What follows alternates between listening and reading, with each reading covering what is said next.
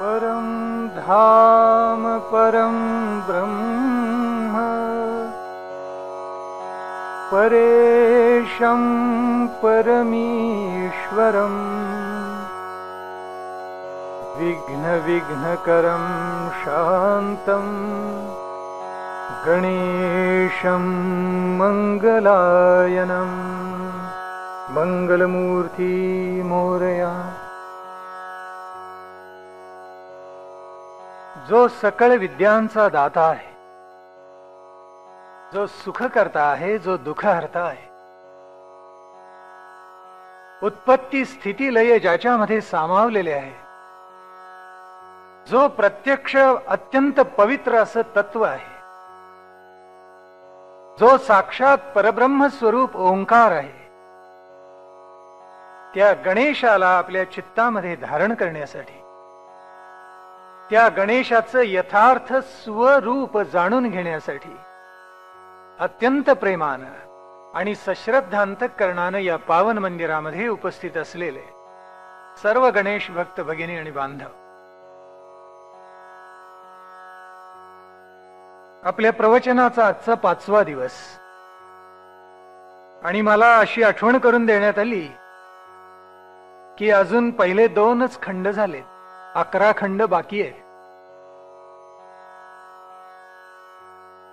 काय आहे की पहिले 2 खंड इतके महत्वाचे आहेत, ते जर उलगडले तर गणेशाचं सगळं पुढचं स्वरूप उलगडेल.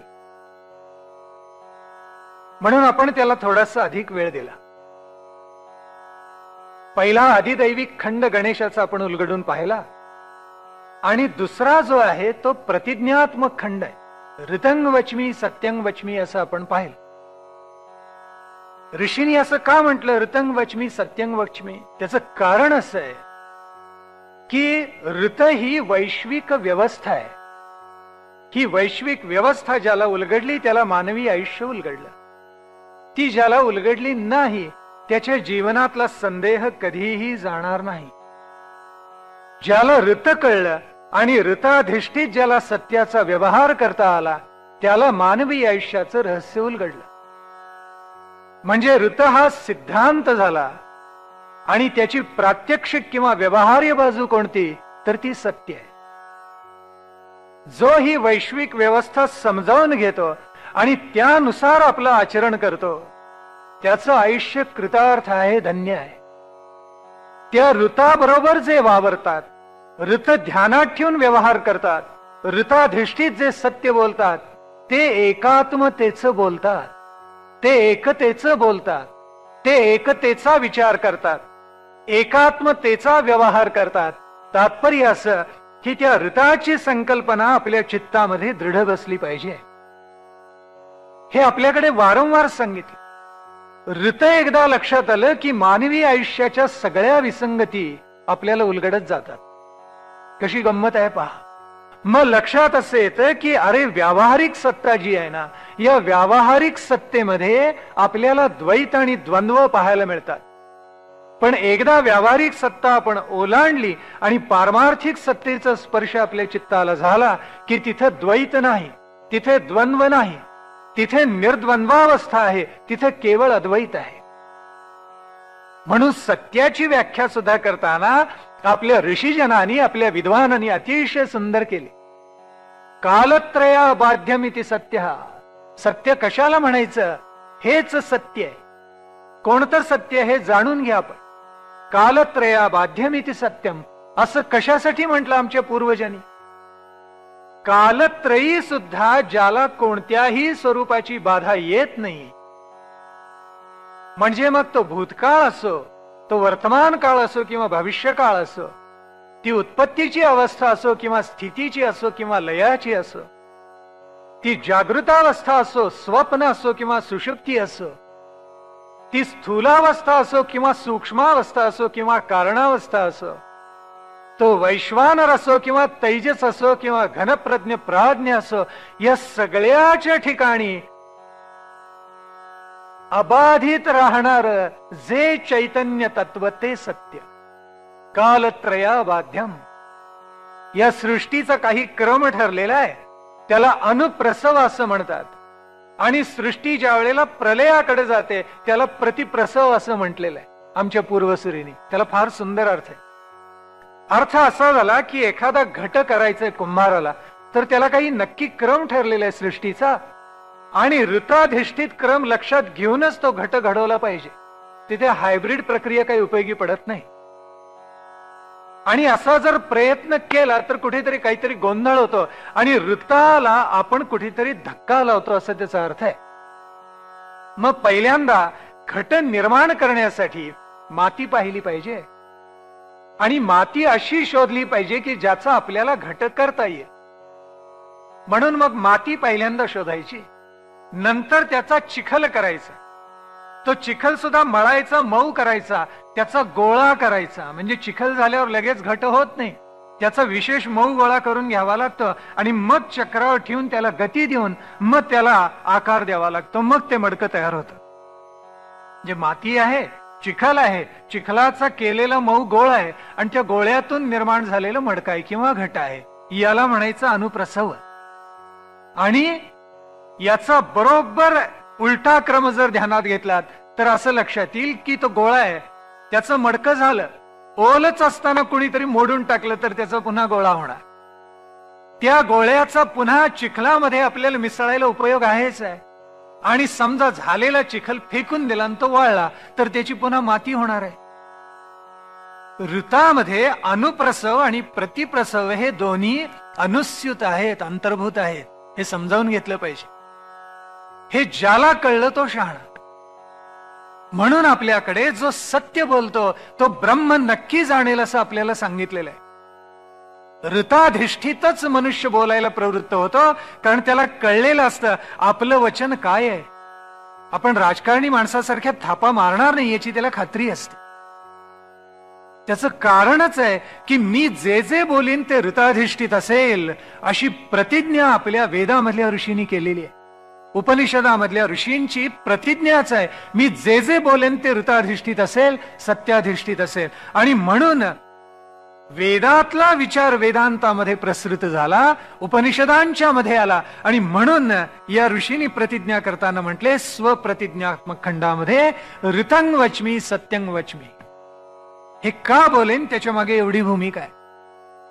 म्हणून आपल्याकडे सत्यकाम जाबालची सुद्धा कथा आलेली आहे. पहा काय सुंदर कथा आहे की तो पुत्र आपल्या गुरुना असं म्हणतोय, त्यांनी त्याचं गोत्र विचारला. मुलगा शिकायला गेला गुरुकुलामध्ये. बाळा तुझं गोत्र काय? आता त्या काळामध्ये तशी पद्धत असे, आता सगळ्यांना आपलं गोत्र माहिती असतंच असं नाही.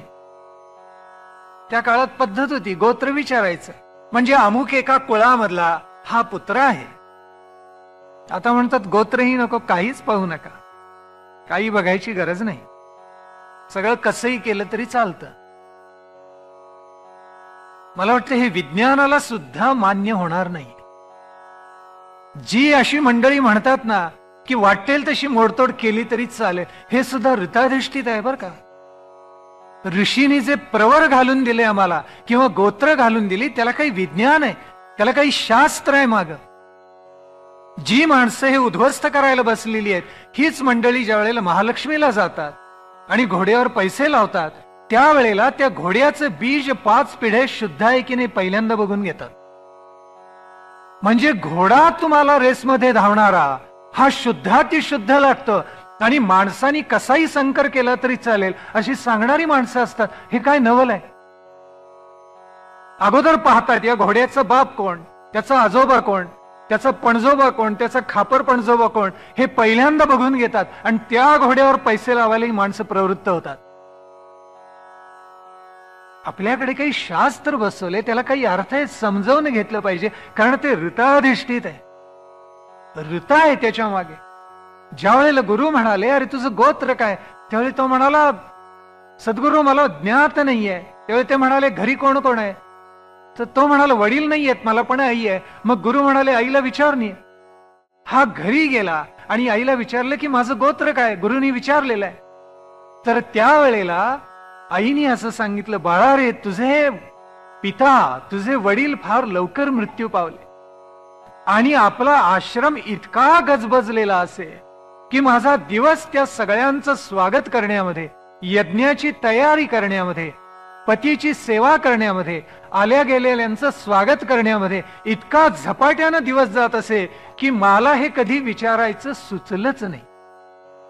इतका माझा दिवस चटकन संपून जायचा.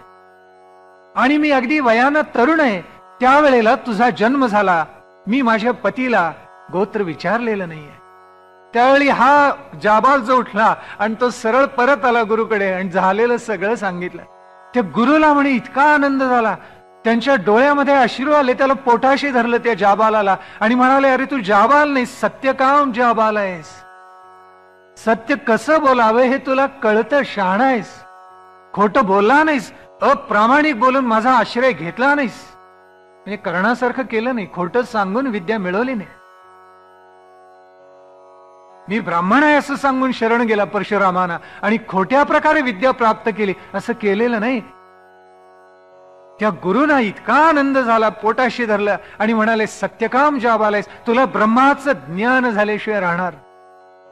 ब्रह्म जो जाणतो तो ब्राह्मण, तू ब्राह्मण आहेस खरा. सत्य बोललास, खोटं बोलला नाहीस. आणि मग त्या सत्यकाम जाबालाला आपली सगळी विद्या त्यांनी देऊन टाकली. याला इतिहासाची साक्ष आहे. मग ऋत आणि सत्य जर आपल्याला समजलं तर गणेशाचं स्वरूप उलगडेल. कारण त्या ओंकार स्वरूपातून सगळ्या सृष्टीची विश्वाची धारणा व्हावी म्हणून त्यांनी ऋत निर्माण केलेलं आहे. विज्ञानातली असंख्य उदाहरणं आपण कालच्या प्रवचनामध्ये पाहिली.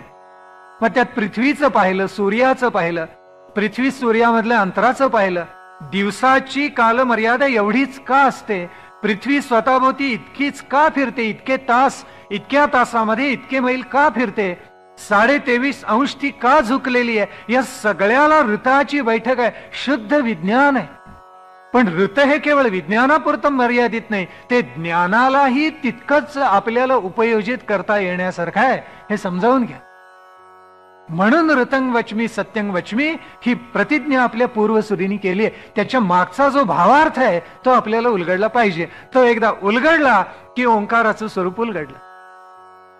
एवढी ती सगळी प्रार्थना केल्यानंतर मला वाटतंय आपल्या लक्षात आलं असेल की व्यवहारामध्ये जो भेद राहतो तो व्यावहारिक सत्तेपुरताच असतो. हे नेहमी ध्यानात घ्यायचं. पारमार्थिक सत्तेमध्ये कोणताही भेद नाही. एकदा प्रातिभासिक सत्ता मावळली, व्यावहारिक सत्ता मावळली, केवळ पारमार्थिक सत्ता उरते. आणि तरी सुद्धा देहानं मनुष्य व्यावहारिक सत्तेमध्ये वावरू शकतो. हे करता येतं माणसाला, नाही असं नाही. पण त्याच्या हे त्यावेळेला ध्यानामध्ये असं आलेलं असतं की अरे द्वंद्व जे आहे ना, सुख दुःख, शीतोष्ण जे आपल्याला त्रास देतं, ज्याचा आपल्याला त्रास होतो आणि आपण त्रास करून घेतो, पाहता खरं नाहीच आहे. कारण ते व्यावहारिक आणि प्रातिभासिक सत्तेमध्ये, म्हणून टाकून द्या. मग एखादा जो पूर्णावस्थेला पोचलेला आहे त्याची गोष्ट वेगळी.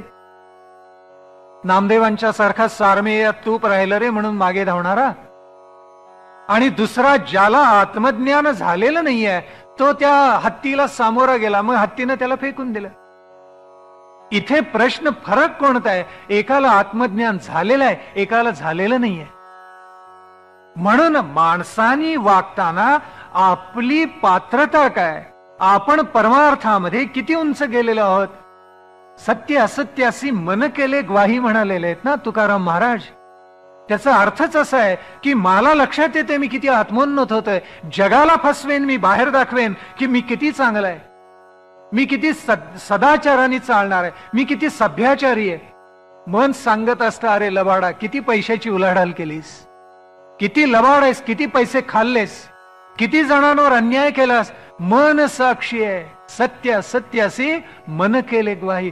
ऋताधिष्ठित सत्य सत्सद विवेक बुद्धी जागृत करत असतं आणि सांगत असतं, ओंकाराचं दर्शन घ्यायचंय ना, गणेश समजावून घ्यायचंय ना, या मार्गाने जा. मग जोपर्यंत तुकारामांची उंची प्राप्त होत नाही, घोटविन लाळ ब्रह्मज्ञान हाती, मुक्त आत्मस्थिती सांडविन, ह्या पात्रतेचा मनुष्य कोणत्या अद्वैत सिद्धांतावर प्रस्थापित होऊन बोलतोय आपल्या मनाशी कल्पना करा. ज्यांना ब्रह्मज्ञान झालेलं आहे त्यांना लाळ घोटायला लावीन, असं तुकाराम महाराजांचं वचन आहे. म्हणजे काय सामर्थ्य असलं पाहिजे. धन्य म्हणवी न हे लोकी लोका, भाग्य आम्ही तुका देखियेला. हे सामर्थ्य कोणाला प्राप्त होतं? ज्याला ओंकार स्वरूपाशी तद्रूपता साधता आली, ज्यांनी अद्वैताची प्रत्यक्षानुभूती घेतली, अपरोक्षानुभूती घेतली, त्याला हे करता येणं शक्य आहे. बाकीच्यांना कसं काय येणार? म्हणून नाथ आमचे म्हणाले ना की अरे पांडुरंग विठ्ठल आम्हाला दररोज भेटतो, दररोज आमच्याशी संवाद करतो, हे सगळं बरोबर आहे. म्हणून काय जगासी दाबावा, नितदेव भेटे आम्हासी, म्हणून काय जगासी दाबावा. पात्रता असेल तर दिसेल. ही काय दाखवायची वस्तू, खिशातलं रुमाल काडेपेटी काढल्यासारखी. म्हणून आपल्याला समजावून घ्यायला पाहिजे की ऋताधिष्ठित जेवढा व्यवहार आपण करत जाऊ तितके शुद्ध होत जाऊ, तेवढे उंचावत जाऊ, आणि जसजसे आपण उंचावत जाऊ तितके ओंकाराला जवळ जाणार आहोत. दिवा जितका लांब असेल ज्ञानाचा, तितकी सावली लांब पडलेली असते. दिवा जसजसा जवळ येत जातो तसतशी सावली कमी होत जाते. झरतृष्ट आपल्या विद्यार्थ्यांना समजावून सांगत असे की आम्हाला आत्मज्ञान कसं याचा साक्षात्कार घडवा. म्हटलं की तो म्हणत असे कंदील घेऊन या. जितका कंदील लांब तितकी सावली लांब. जितका दिवा जवळ येत जाईल ना, सावली आपोआप आपोआप कमी होत जाते, आणि अगदी माथ्यावर आल्यावर सावली नाहीशीच होते. अद्वैत. म्हणून मग आपल्याला ध्यानात घ्यायला पाहिजे आपला व्यवहार हा ऋताधिष्ठितच पाहिजे, त्याच्या पलीकडे जाऊन व्यवहार करायचा नाही. आणि म्हणून त्याला प्रतिज्ञात्मक खंड म्हटलेला आहे. प्रतिज्ञा मोडायची नसते. नाहीतर आलं मनामध्ये केव्हाही प्रतिज्ञा केली आणि केव्हाही मोडली असं नाही चालत. हा, आता विश्वाच्या कल्याणासाठी प्रतिज्ञा, जशी भगवान श्रीकृष्णाने न धरी शस्त्र करी गोष्टी सांगेन युक्तीचे आचार, आणि तरी सुद्धा सुदर्शन चक्र उगारलं भीष्मांच्या. भीष्म काय हातात धनुष्य घेऊन उभा राहिले, टाकलं हातातलं धनुष्य, आणि त्यांना म्हणतायत भगवंता आपल्या हातून जर मृत्यू आला, मी इच्छामरणीच आहे. आपल्या हातून मला आपल्याशिवाय मारणारं दुसरं कोणी नाहीच आहे. आपल्या हातून मृत्यू आला तर त्याच्या परत दुसरं भाग्य काय? मारा मला. इथे धर्माचा विचार आहे, इथे अद्वैताचा विचार आहे, इथे एकतेचा विचार आहे, इथे एकात्मतेचा विचार आहे. आणि म्हणून त्याचा अर्थ असा आहे की भगवान श्रीकृष्णांचं प्रत्येक कर्तव्य कर्म ऋताधिष्ठित आहे. प्रभू रामचंद्रांचं प्रत्येक कर्तव्य कर्म ऋताधिष्ठित आहे. शिवाजी महाराजांचं प्रत्येक कर्तव्य कर्म ऋताधिष्ठित आहे. तोरणा किल्ला ताब्यात घेतला आणि एवढं धन हातामध्ये आलं, असं नाही वाटलं कुठल्या सैनिकाला पळवा थोडस आणि थोडं कारभारणीला घरी नेऊन देऊया. नाही, इथे स्वराज्याचा विचार प्रधान आहे. असं करता येणार नाही. आपल्यापेक्षा व्यापक विचार करायला मनुष्य ज्या वेळेला शिकतो त्यावेळेला त्याच्या चित्ताला, त्याच्या बुद्धीला, त्याच्या मनाला कुठे ना कुठे तरी ऋताचा स्पर्श झालेला असतो. हे ऋत जितकं व्यापक अर्थाने आपण समजावून घेऊ तितका व्यवहार शुद्धातिशुद्ध होत जाईल, आणि त्याचा परिणाम असा होईल की मग आपल्याला ओंकाराचं दर्शन झाल्याशिवाय राहणार नाही. म्हणून आम्हाला ऋषीगण सांगतात की व्यवहार कसा करा, ऋत मनामध्ये ठेवा आणि सत्य त्या ऋतावर अधिष्ठित असं प्रगट करा. म्हणजे ऋत हे मनामध्ये आहे, सत्य वाणीमध्ये अवतरत. माणसा असा व्यवहार करत नाही. म्हणून मग आग्रह कशाचा आपण धरला पाहिजे? ऋताचा. मग आता अधिदैविक खंड सांगून झाला, स्वप्रतिज्ञात्मक खंड सांगून झाला. एवढं झाल्यानंतर हा काय म्हणतोय, मी तुझं सगळं रूप उलगडलेलं आहे. हे ओंकार रूप गणेशा, तुझं रूप कसं आहे ते मी सांगितलं. आणि प्रतिज्ञा केली ती देहली दीप न्यायाने घ्यायची. आपण पाहिलं उमऱ्यावर ठेवलेला दिवा दोन्हीकडे उजेड पाडतो, घरातही पाडतो आणि घराच्या बाहेरही अंगणातही पाडतो. तसा अर्थ आपण स्वीकारायचा इथे. कारण मागे गणेशाचं रूप जे उलगडलं त्याच्यावरही प्रतिज्ञेनं काहीतरी प्रकाश टाकला. आणि एवढं करून तो थांबलेला नाहीये. ऋषी त्यांनी जी प्रतिज्ञा केली ती पुढची रक्षण रूप जो खंड आहे त्याच्यावरही प्रकाश टाकलाय. ऋतंग वचमी सत्यंग वचमी. आता सांगायला सुरुवात केली, अवत्वम माम. आता हे गणेशा, हे ओंकार रूप परमेशा, हे परब्रह्मा, हे परमात्म्या, हे परमेश्वरा, आता तू काय कर, तर तू माझं रक्षण कर. हा मी म्हणजे कोण? भगवंत मी म्हणालेले आहेत भगवद्गीते म्हणजे मी म्हणजे काय व्यक्ती आहे नाही, विश्वात्मक त्याचा कुठेतरी भाव आहे, अवघ्या विश्वाशी आणि त्याच्याही पलीकडे कुठेतरी असलेल्या चित्तत्वाशी तो निगडीतच भाव झालेला आहे. म्हणून मी ज्या वेळेला असं म्हटलं त्यावेळेला तो ऋषी असं म्हणतोय की व्यापक स्वरूपामध्ये प्रत्येक साधकच, या प्रत्येक साधकाचं तू रक्षण कर, प्रत्येक उपासकाचं तू रक्षण कर, हे आग्रहाने सांगितले. म्हणून अवत्वम माम असं म्हटलेलं आहे. आता ही प्रार्थना करायची गरज काय, प्रार्थना करायची आवश्यकता काय, माझं तू रक्षण कर असं परमेश्वराला का सांगायचं? कोण्योस्ति सदृशम मया म्हटलेलं आहे ना भगवद्गीतेमध्ये. काही जणांना असा अहंकार असतो, मला काय करायचंय, परमेश्वराच्या आशीर्वादाचं कवच मला कशाला पाहिजे असं म्हणणारी मंडळी असतात. इथे तर हा उपासक, आता ज्याला उपासक व्हायचे, ज्याला चित्तशुद्धी करायची, ज्याला साधनेचा परमशुद्ध मार्ग आचरायचा त्याच्यासाठी आहे. म्हणून इदम ते ना तपस्काय न भक्ताय कदाचन म्हणून भगवंतांनी सांगितले.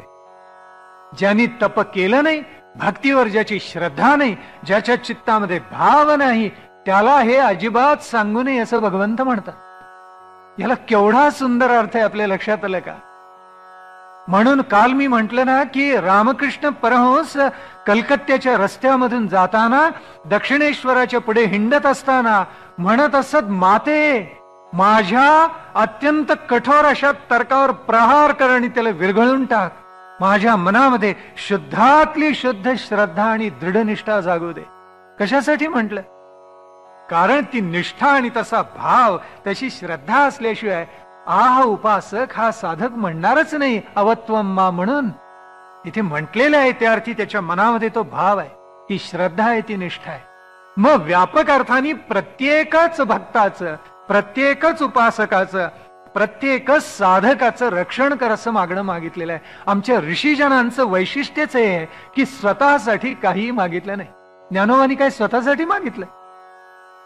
जे खळांची व्यंकटी सांडो तया सत्कर्मी रती वाढो, भूता परस्परे पडो मैत्री जीवांचे. काय म्हणायचं कारण होतं?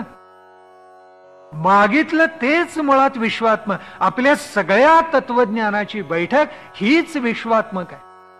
म्हणून जे जे आमच्या आचार्यांनी मागितलं, जे जे ऋषीमुनींनी मागितलं, जे संतांनी मागितलं, ते इतकं व्यापक आहे, आपल्यापुरतं नाही मागितलं. म्हणून अवत्वम माम, माझं रक्षण कर असं म्हटले. याचा अर्थ जगामध्ये जेवढे सत्प्रवृत्त आहेत, जेवढे साधना करायला प्रवृत्त झालेले आहेत, त्या प्रत्येक उपासकाचं तू रक्षण कर हा भावार्थ झाला.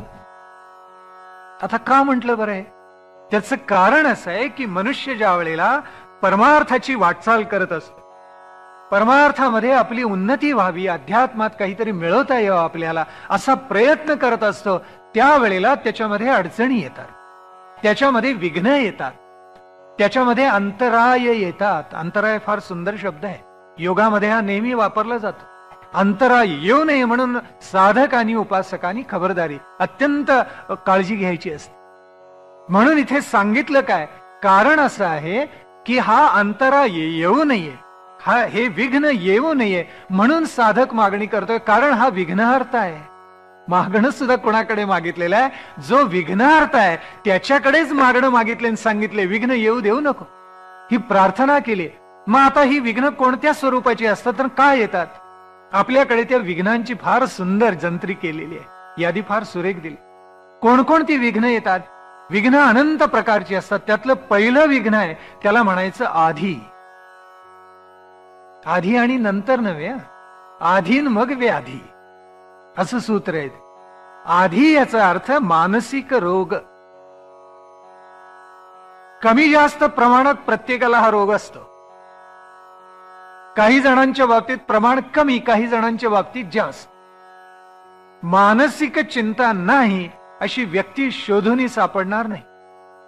एक तर समर्थ म्हणाले तसं तो प्राणी म्हैस मंगळू असा तरी असला पाहिजे, किंवा साक्षात योगी तरी म्हणजे परमहंस तरी असला पाहिजे.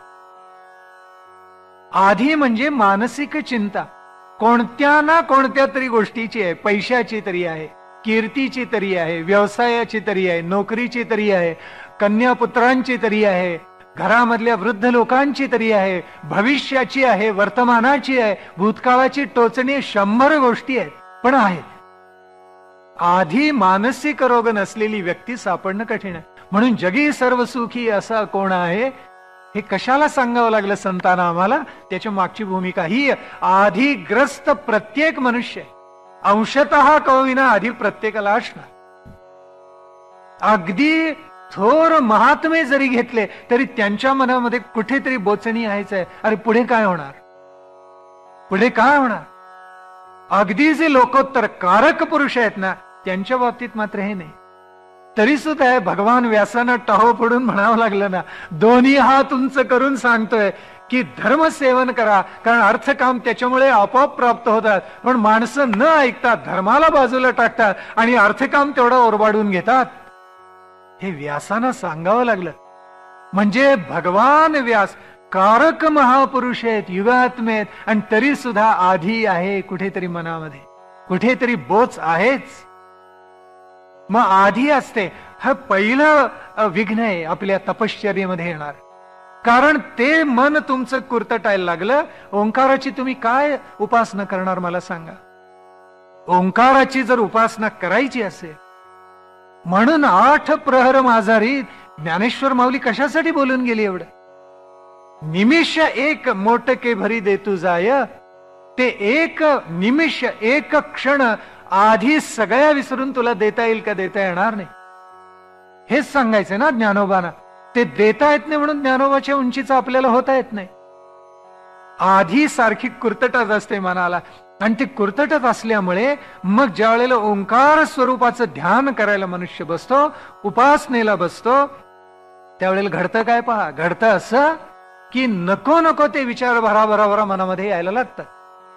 अनेक जण सांगतात, हो आम्ही डोळे मिटले ध्यानाला बसलो की कधीही मनामध्ये न आलेले विचार कुठलं कुठलं काहीतरी आठवायला लागतं, भराभरा सगळे प्रवाह एकदम मनामध्ये येतात. बघा अनेकांना पटलेलं आहे, असं होतच. असं का बरं व्हावं? त्याचं कारण आहे, त्याचं कारण हे पहिलं विघ्न आहे आधी. ही आधी माणसाला कधी स्वस्थ बसू देत नाही. अनेकांना त्याच्यामुळे निद्रा नाश होतो, कारण मानसिक चिंता मनामध्ये अशी असते भरलेली की त्याच्यामुळे माणसाला झोप येत नाही. सारखा मनामध्ये तोच विचार असतो की याचं आता कसं होईल बाबा, कसं होईल, कसं होईल. मी सारखं म्हणतो ना, त्या अथर्ववेदामध्ये ऐक्य वृद्धी सूक्त आहे. ते जर पाळलं ना कुटुंबामध्ये, तुमच्या आधी कमी व्हायलाच पाहिजे. कारण पुत्रांनी पित्याची आज्ञा ऐकावी, पत्नी पतीच्या अर्ध्या वचनामध्ये असावी, भावंडांच्या मध्ये परस्परांमध्ये अत्यंत प्रेमाचं नातं असावं. बहीण बहीण अतिशय एकमेकाशी प्रेमाने बहिणीनी वागावं, भगिनीनी वागावं, आणि ऋताधिष्ठित सगळा व्यवहार करावा. अतिथी देवो भव, मातृदेवो भव, पितृदेवो भव म्हणावं, आणि एकमेकावर सगळ्यात महत्वाचं म्हणजे प्रेम करायला शिकावं. पण माणसं असं करत नाहीत, आणि मग त्याच्यामुळे कुठेतरी बारीकशी ठिणगी पडते, भांडणाला प्रारंभ होतो. भांडणाला प्रारंभ झाला रे झाला की मग खरं तर काय असतं, कारण इतकं क्षुल्लक असतं, मी आपल्याला सांगतो, पण माणसं त्याच्यावरून इतक्या टोकाला जातात, एकमेकाचं तोंड बघणार नाहीत अशा प्रतिज्ञा करतात. अरे प्रतिज्ञा कोणत्या कराव्यात हे सुद्धा कळलं पाहिजे आयुष्यामध्ये. भाऊ म्हणतो आपल्या भावाचं तोंड मी बघणार नाही आयुष्यामध्ये, ही काय प्रतिज्ञा झाली? लाज वाटली पाहिजे तुला. सख्खा भाऊ आहे, एका उदरामधून जन्म घेतलेला आहे, आणि त्या भावाचं तोंडही तुला पाहावंसं वाटत नाही. अरे नतद्रष्टा, काय तुझी ही बुद्धी, असं म्हणायची पाळी येते ना. म्हणून मग आपल्याकडे विचार सुंदर सांगितलाय. अशा आधी जर मनामध्ये घर करून बसल्या, निद्रा नाश होणार, त्रास होणार, आयुष्य कमी होणार, हे सगळं घडणार. पण एकाने टाळी काय एका हाताने वाजत नाही. म्हणून प्रत्येक घटकाने कुटुंबामधल्या जरा शहाणं व्हायचा विचार केला पाहिजे. म्हणून ऋताचा जो विचार करायला पाहिजे तेवढ्यासाठी. ऋत पाळलं नाहीत कुटुंबाचा नाश होईल, प्रकृतीचा नाश होईल, आधी लागतील, मानसिक रोग जडतील. हे कशासाठी सांगितलं? त्याचं कारण हे पहिलं विघ्न आहे. मग आधी एकदा निर्माण झाली, व्याधी मागून आलीच म्हणून समजा. मधुमेहाचं म्हणे पहिलं प्रमुख कारण सांगतात की आधीमुळे मधुमेह होतं. मानसिक चिंता ज्याला जितकी जास्त तितका चटकन मधुमेह होतो म्हणे. म्हणजे केवळ साखर खाल्ल्यामुळे होतो असं नाही. आम्ही अशी अनेक माणसं पाहिलेली आहेत आयुष्यभर. आम्ही एक असे गुरुजी पाहिले, वाटवे त्यांचं आडनाव, बसल्या बैठकीला 150 बेसन लाडू सहज खात असत. पूर्वीच्या कालखंडातले मोठा लाडू एवढा सहज, अत्यंत शिडशिडीत देही अष्टी, काय प्रकृती उत्तमात उत्तम होती. मधुमेह झाला नाही, कदाचित त्यांना ऋतक कळलं असं. थट्टेचा भाग सोडून द्या, पण मुद्दा असा, आधी आली की व्याधी येणार. व्याधी कशामुळे निर्माण होते त्याला 3 कारणं सांगितलेत आपल्याकडे. एक धातू, दुसरा रस आणि तिसरं कर्ण. लक्षात घ्या, विषय अगदी महत्वाचा आहे. 3 प्रकार आहेत. कारण आहे हो, हे सांगावं लागतं वारंवार. कारण श्रवण ही एक मोठी साधना आहे, ती जमावी लागते. अवघड आहे श्रवण साधना. मी सांगत होतो की व्याधीमध्ये 3 घटक आहेत. एक धातू, दुसरा आहे रस आणि तिसरा आहे कर्ण. या तिन्ही मध्ये कुठेतरी वैषम्य निर्माण झालं की मग व्याधी निर्माण होते. म्हणजे वात पित्त कफ ही त्रिगुणात्मक प्रकृती प्रत्येक मानवाच्या ठायी आहे. वात पित्त कफ आहेत, आयुर्वेदाचा पायाच आहेत. याला म्हणतात धातू. याचं शरीरातलं संतुलन हल्लं की माणसाला काही ना काहीतरी त्रास व्हायला प्रारंभ होतो. मग जास्ती कफसा असतो, खोकला यायला लागतो, काही ना काहीतरी त्रास होतो. वात पित्त कफावर सगळं म्हणजे जी लक्षण चिकित्सा आहे ती त्याचा हा पाय आहे या धातूंचा. रस कशाला म्हणायचं? जे अन्न आपण सेवन करतो, जे जल आपण प्राशन करतो, घृतादी पदार्थ जे आपण खातो, त्याच्यामधून उत्तरोत्तर ज्येष्ठ क्रमानं, श्रेष्ठ क्रमानं आपल्या देहामध्ये काही निर्माण होत असतं. काय निर्माण होतं? 7 आपल्याकडे रस धातू सांगितलेले. कोणते आहेत ते? पहिला तर रस म्हणजे अन्न रस जो काही निर्माण होईल तो. त्याच्यानंतर रक्त तयार होणार. अन्न रस चांगले निर्माण झाले, अन्न चांगलं पचलं तर त्याचं रक्तात रूपांतर होणार. हे बरोबर आहे. म्हणजे पहिलं आलं तर रस, दुसरा रक्त, मग मांस, मग मेद, त्याच्यानंतर अस्थि म्हणजे हाड, त्याच्यानंतर मज्जा आणि सगळ्यात श्रेष्ठ शुक्र किंवा वीर्य. उत्तरोत्तर याची चढती भाजणी आपल्याकडे सांगितलेली आहे. मग हे 7 रस आहेत असं म्हटलेलं आहे. आणि त्याच्याही पुढे जाऊन कर्ण कोणती? तर 10 कर्ण तर आपल्याला ज्ञातच आहेत. 5 ज्ञानेंद्रिय आणि 5 कर्मेंद्रिय. मग त्याच्या तन्मात्रा ज्या सगळ्या होतात, रूप रस स्पर्श शब्द गंध, किंवा चालणं बोलणं हलणं उपस्थ पायू यांच्या जेवढ्या म्हणून क्रिया आहेत, या सगळ्या क्रिया त्याच्यामध्ये अंतर्भूत होतात. म्हणून ही 10 कर्ण. आता त्याच्यामध्ये फार तर अंतःकरण चतुष्टय घालून टाकायला हरकत नाही. तिथे मन चित्त बुद्धीन अहंकार आहेच आणि ते कायम सगळे कार्यरत आहेत. आपल्याला कळत नाही पण ते कार्यरत आहेत, ध्यानात घ्या. म्हणून मग गंमत कशी होते? ते कार्यरत असल्यामुळे आपल्या वर्तनावर, आपल्या शरीरावर, आपल्या व्यवहारावर, आपल्या बुद्धीवर, आपल्या विचारांवर त्यांचा पगडा असतो आणि काही ना काही स्वरूपात ते त्याच्यावर परिणाम केल्याशिवाय राहत नाही. अर्थ त्याचा फार सुंदर आहे. म्हणून ज्या वेळेला धातू रस आणि कर्ण याच्यामध्ये वैषम्य निर्माण होतं त्यावेळेला व्याधी निर्माण होतात. म्हणून व्याधी निर्माण होऊ नयेत म्हणून माणसांनी खबरदारी घेतली पाहिजे, काळजी घेतली पाहिजे. काळजी घेऊन सुद्धा काही वेळेला व्याधी निर्माण झाल्या तर त्याचं उत्तर काय? प्रारब्ध असं म्हणायचं. प्रारब्ध हा अतिशय प्रबल घटक आहे.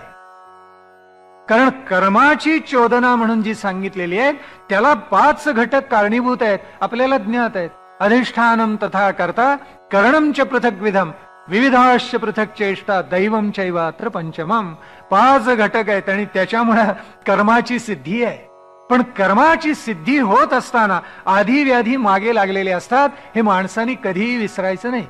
हा विचार सगळ्यात प्रधान आणि महत्वाचा आहे. आता आधी झाली, व्याधी झाली. तिसरा घटक कोणता आहे? तिसरं विघ्न कोणतं आहे? ते ऋषीजन आम्हाला समजावून सांगतात. स्त्यान असं त्याचं नाव. स्त्यान याचा अर्थ चित्ताची चंचलता. चित्ताची चंचलता ही सगळ्यांच्या ठायी असते, कमी जास्त अंशामध्ये असेल पण चंचलता असते. चंचलता माणसाच्या ठायी असली की हे करू का करू नको, ते करू का ते करू नको, असा भाव मानवाच्या चित्तामध्ये सदैव जागत असतो. आणि जोपर्यंत चंचलता आहे तोपर्यंत मनुष्य ठामपणे एखादी कृती करायला प्रवृत्तच होत नाही. ही चंचलता टाकली पाहिजे. चंचलता कशाने जाईल? योगश्चित्तवृत्ती निरोधा म्हटलेलं आहे ना. सगळ्यांना जमेलच असं नाही, पण प्रयोग करायला हरकत नाही. चित्ताच्या जेवढ्या प्रवृत्ती होतात त्या कमी करता आल्या पाहिजेत हळूहळू आपल्याला. त्या जेवढ्या आपण कमी करू त्याचा अर्थ असा होईल, चित्ताच्या प्रवृत्ती कमी झाल्या म्हणजे मन आहे आणि चित्त आहे, एक वाहन आहे, एक वाहक आहे. या दोघांचं मिलन झालं की माणसाला फरफटत नेतात दोघे. म्हणून चित्ताच्या प्रवृत्ती आपल्याला जेवढ्या कमी करता येतील तितका परमेश्वराचा लाभ जवळ आलाय असं उपासक योगी नित्य समजत असतात. आपण हा विषय समजावून घ्या. म्हणून चंचलता माणसाने टाकली पाहिजे. की आता काय म्हण आहे, कसं आता सांगायचं आपल्याला, कारण उद्या तुम्ही यायला पाहिजे ना प्रवचनाला. जाऊ दे, कोणी म्हटले ते तिकडच्या नाटककारांनी, आपल्याशी त्याला काही देणं घेणं नाहीये. अर्थात त्याच्यावर रागावला तर चंचलते तुझं नाव स्त्री म्हटलेलं आहे ना. फ्रायल्टी दाय नेम इज वुमन असं शेक्सपियर म्हणालाय. हा, त्याच्या नावाने फार तर बोटमोडा, काही हरकत नाही. का म्हणाला कोण असतो, अनुभव आला असेल त्याला म्हणाला असेल. पण ही चंचलता चित्ताची सुद्धा असू शकते आणि ती मोडली पाहिजे आपल्याला. ती जोपर्यंत मोडता येत नाही तोपर्यंत मनुष्य भ्रमलेल्या अवस्थेमध्ये असतो. भ्रम चित्तामध्ये असला की त्याला आयुष्याची दिशा सापडत नाही. म्हणून माणसानी हे जे तिसरं विघ्न आहे या तिसऱ्या विघ्नावर मात केली पाहिजे. त्यानं टाकलं पाहिजे. काय आहे की चंचलता आली की एक प्रकारचा आळस येतो मनाला, नको रे बाबा हे करायला नको असं वाटायला लागतं. आणि मग मनुष्य हाती घेतलेलं टाकून देतो. आणि म्हणून संत आणि आचार्य सांगतात, सावधान रे बाबानो, हे तिसरं विघ्न आहे, जपू ना. आधिव्याधीवर जशी मात कराल, कारण आधिव्याधी जर नसेल, प्रकृती सुदृढ असेल, नायमात्मा बलहीनेन लभ्या म्हटलेलं आहे ना. प्रकृती जितकी सुदृढ तितका परमार्थाचा मार्ग अधिक सुकर आहे. पण त्याला प्रवृत्ती लागते, नाहीतर सगळेच मल्ल आत्मसाक्षात्कारी झाले असते असा त्याचा अर्थ नाहीये. हा, म्हणजे याच्यामध्ये असं जर कोणी म्हटलं तर ती तर्कदुष्टता झाली. माणसं तर्कदुष्टता करतात, अशी करू नये. इथे भाव असा की तिसरा जो आपला अंतराय आहे तोही माणसाने टाकून द्यावा. आणि तो आहे तो स्त्यान, म्हणजे चित्ताची चंचलता. चौथा जो आहे अंतराय किंवा चौथं जे विघ्न आहे त्याला म्हणायचं संदेह. माणसांना कुशंका असते, शंका असते आणि आशंका असते.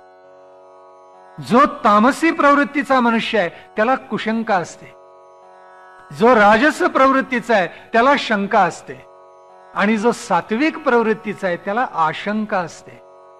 म्हणून स्वामी विवेकानंदांनी विचारलेले प्रश्न रामकृष्णांना आशंका आहेत. ती कुशंकाही नाहीये आणि शंकाही नाहीये, आशंका किंवा संदेह आहे. सर्व संतांनी म्हटले माझा संदेह गेला. संदेह रहित ज्ञान हे सद्गुरूचं प्रधान लक्षण आहे म्हणून समर्थ म्हणतात. खरं आहे ते. संदेह का असतो माणसाच्या मनात, त्याला एक प्रधान कारण आहे, सांगतो आपल्याला. ज्याच्या मनामध्ये संशय असतो किंवा संदेह असतो त्याला काय वाटत असतं, या मार्गाने जावं का रे बाबा, काय होईल समजा जाता जाता प्रवास अर्धवटच राहिला तर काय होईल. कारण आम्हाला सगळे संत सांगतात भौतिक सुखावर पाणी सोडा आणि मग या इकडे परमार्थाकडे.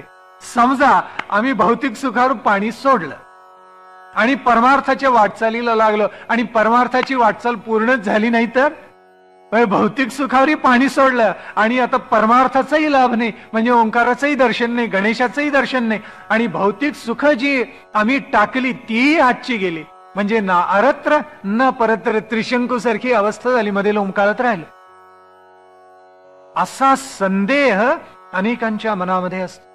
व्याधी होते त्यावेळेला काय करता, त्यावेळेला डॉक्टर गोळी देतो, वैद्य औषध देतात आणि म्हणतात हे घ्या म्हणजे बरं वाटेल. किती विश्वासाने आपण औषध घेतो नाही. त्यावेळेला मनामध्ये भावना अशी असते हे औषध घेतल्यावर माझा ताप कमी होणार आहे. तिथे संदेह नसतो, अजिबात नसतो. त्यावेळेला श्रद्धा असते त्याच्या. त्या औषध घेण्यावर सुद्धा माणसाची श्रद्धा असते. मग तशी परमार्थाच्या वाटचालीमध्ये श्रद्धा पाहिजे. अवत्वम माम असं म्हणताना हा माझ्या मागे उभा राहील, माझं रक्षण करेल. म्हणून अनुकूलाचा संकल्प आणि प्रतिकूल टाकायचं हे माणसाला कळलं पाहिजे. गोप्तृत्व वर्णन म्हटलेलं आहे ना, कारण तो धावून येणार मला रक्षतीती असा विश्वास त्या भक्ताच्या उपासकाच्या चित्तामध्ये निर्माण व्हायला पाहिजे. तो एकदा झाला की मग संदेह हळूहळू कमी होत जातो, एकदम मात्र होत नाही. आता काही जण कुशंकाच जर मनामध्ये घेऊन बसले तर त्यांचं समाधान ब्रह्मदेवाला सुद्धा करता येत नाही, आपल्याला माहिती. कारण ब्रह्मदेव तरी अशा माणसाला काय करणार, ज्याला निद्रा आली त्याला चटकन जाग करता येतं, पण निद्रेचं ज्यांनी सोंग घेतले त्याला आपण कसं उठवणार. ते भर्तृहरीचा मला श्लोक फार आवडतो. आज्ञ सुखम आराध्य सुखतरम आराध्य ते विशेषज्ञा. काय सुंदर तो बोलून गेलेला आहे. जो अडाणी आहे म्हणे किंवा अत्यल्प ज्ञान किंवा माहिती ज्याच्या जवळ आहे त्याचं समाधान करणं आणि त्याचं शंका निरसन करणं हे अगदी सोपं असतं. सुखतरम आराध्य ते विशेषज्ञ. म्हणजे जो ज्ञानी आहे त्याला तर काही विषय समजावून सांगायची गरजच नाही. संवाद झाला तर मिनिटात सगळं खुलासा होऊनच जातो. पण संदेह रहित ज्ञान ते निश्चयाचे समाधान असं सूत्र आहे आपल्याकडे. आणि आपण पाहत होतो की ज्याच्या मनामध्ये संदेह उरत नाही तो अर्थातच परमार्थाची वाटचाल सहजगत्या करू शकतो. कारण सद्गुरूची लक्षणं जी सांगितलेली आहेत समर्थांनी फार सुंदर आहे. मुख्य सद्गुरूचे लक्षण आधी पाहिजे विमळ ज्ञान, निश्चयाचे समाधान स्वरूप स्थिती. निश्चयाचं समाधान माणसाला केव्हा प्राप्त होतं, संदेह मनामधला गेला म्हणजे प्राप्त होत. जसं वैद्याचं औषध श्रद्धा ठेवून आपण घेतो की आता बरं वाटणार आपल्याला, तसं गुरुवचनावर पूर्ण विश्वास ठेवून परमार्थाची वाटचाल करावी. तिथे संदेह सगळा मोडला पाहिजे. मी ओंकाराची उपासना केली, मला काय लाभ मिळेल, खरंच मी तडीपार लागेन का भौतिक सुखही निघून जातील आणि मला मात्र केवळ दुःख माझ्या वाट्याला येतील, असा संदेह जर मनामध्ये निर्माण झाला परमार्थाची वाटचाल होणार नाही. म्हणून आम्हाला मार्ग दाखवणाऱ्यांनी सांगून ठेवलेलं आहे, हे मोठं विघ्न आहे रे बाबांनो, सावधान. संदेह मनामध्ये जोपर्यंत आहे तोपर्यंत काहीही घडणार नाही. मग संदेह म्हणजे मी म्हटलं की कुशंका नसावी, शंकाही नसावी, आशंका असायला हरकत नाही, कारण ती परमार्थाची वाटचाल करायला मदत करते. कारण अगदी आता काही तासांचे सोबती रामकृष्ण आहेत हे ज्ञात होतं नरेंद्रांना, आणि तरी सुद्धा मनामध्ये विचार आला की नेहमी हे सांगतात की होय मीच तो राम, मीच तो कृष्ण आहे. या विकलांग अवस्थेत म्हणू शकतील काय, सांगू शकतील काय. विचार मनामध्ये आल्या बरोबर एकदम रामकृष्ण स्फुट स्वरामध्ये बोलून गेले, नरेंद्र अजून मनामध्ये संदेह तुझ्या. अरे जो राम जो कृष्ण तोच या देहामध्ये केवळ तत्वरूपाने अध्यात्माने नाही, प्रत्यक्ष साक्षात आहे. संदेह रहित ज्ञान ते निश्चयाचे समाधान. म्हणून चौथं जे विघ्न आहे ना ते संदेहाचं असतं. संदेह माणसाला टाकता आला पाहिजे. म्हणे एका गुरुनी आपल्या विद्यार्थ्यावर असा प्रयोग केला की हा सारखा शंकाच काढायचा आणि त्यातल्या कुशंका जास्ती असायच्या. मला परमेश्वराचं दर्शन लवकर घडवा, तुम्ही पक्षपाती आहात, माझ्यापेक्षा माझ्या गुरुबंधूला ज्ञान जास्ती देता. मग त्याला म्हणे शेवटी एक मार्ग दाखवला त्याच्या गुरुनी. नदीवर स्नानाला गेले असता नदीत बुडवून धरला थोडा वेळ जास्ती. त्यावेळी याची झाली तडफडाट सुरू. केव्हा एकदा श्वास घेतो, वर आल्यावर म्हटले कसं वाटलं, म्हणाला मरता मरता वाचलो. मग काय वाटलं, केव्हा एकदा श्वास घेतोय असं वाटलं. असं ज्या वेळेला ईश्वराबद्दल वाटेल ना तुला त्यावेळेला साक्षात्कार होईल.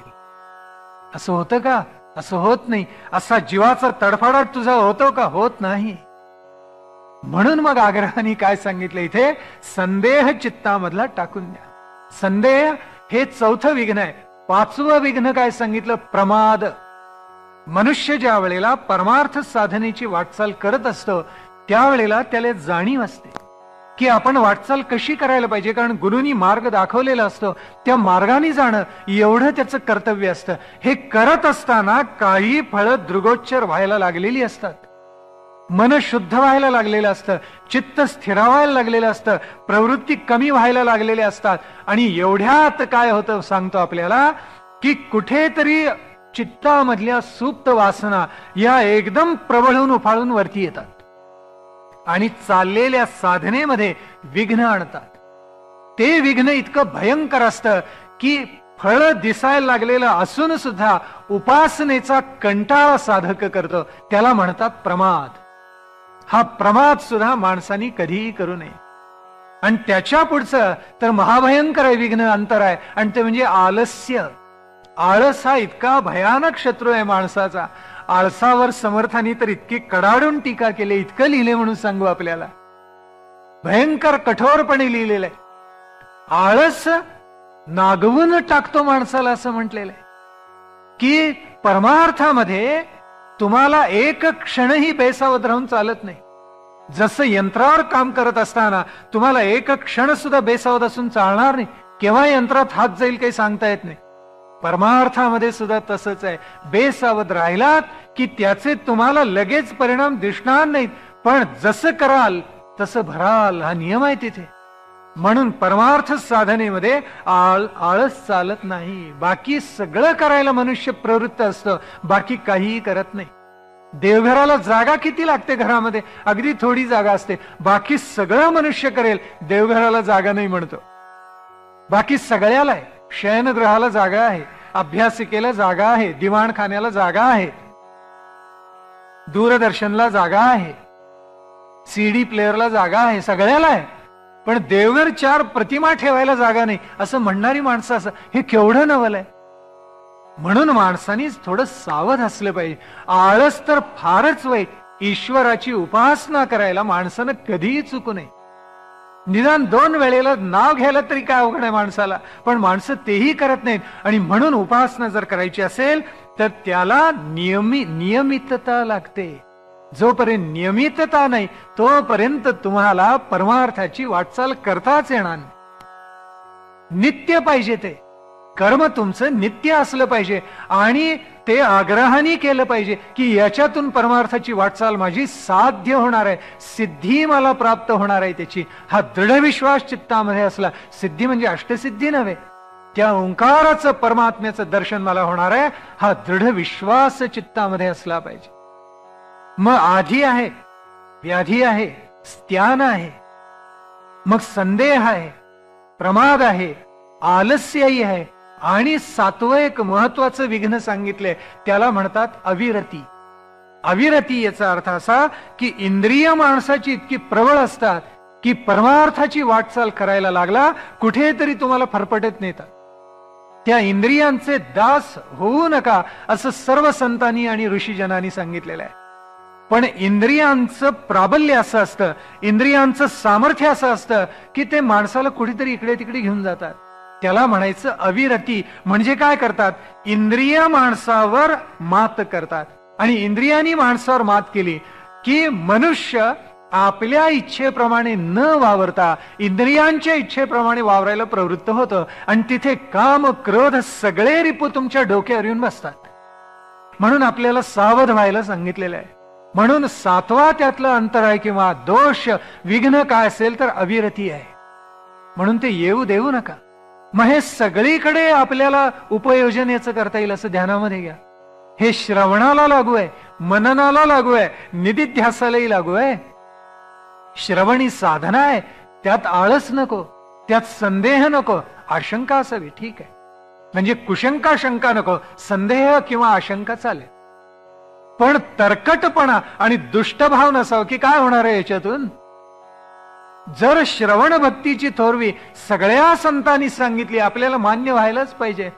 याच्याही पुढे 3 अंतराई आहेत बरं का, पण सांगत नाही, अवघड आहेत, जाऊ दे, सोडून देऊया आपण.